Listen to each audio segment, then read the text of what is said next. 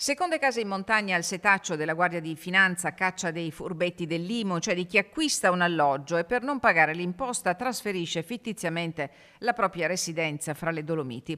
All'ombra delle Tre Cime era capitato poco meno di un anno fa, quando le fiamme gialle intercettarono 43 proprietari di casa fintamente residenti nelle terre alte.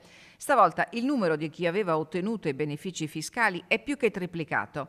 130 i falsi residenti scoperti dalla Guardia di Finanza della Tenenza di Auronzo e insieme a loro anche 20 titolari di aziende dei settori turistico-alberghiero e dell'occhialeria. Complessivamente i militari del nucleo di polizia economico-finanziaria hanno accertato un'evasione di IMU pari a 850.000 euro a fronte di una base imponibile di oltre 120 milioni. Per smascherare l'inganno c'è voluto del tempo. I finanzieri che hanno condotto l'operazione Nemo Est hanno spulciato dichiarazioni fiscali, eseguito sopralluoghi e incrociato banche dati.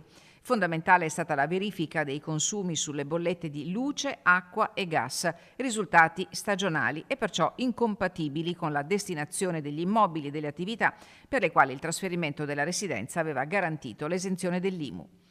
L'indagine della Guardia di Finanza si inserisce nella più ampia azione di tutela a favore delle entrate pubbliche. L'attività di recupero dell'IMU evasa e delle imposte non versate è già partita.